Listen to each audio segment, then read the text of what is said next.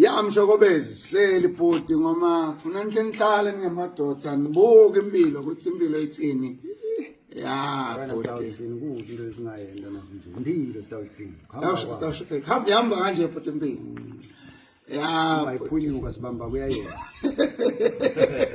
Kiwele popen phinze wehle. Balikana liyaphuka lelinye bashe bazayona. Siyakha kuyadzilika. Manje lokunye kudzilitwa abantu umbono yini wenze dutsatsilita. Uneluthuli nje. Uneluthuli nje lokuhlipita. La khanza kuba sekhona fake imali. Fake imali.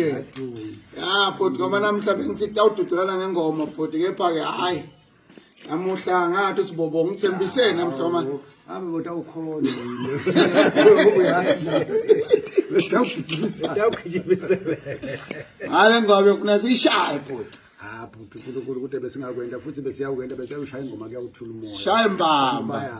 Bayaya ukuthi uNkulunkulu usiphile usinikile yona siyayenza. Kude lokunye bhuti.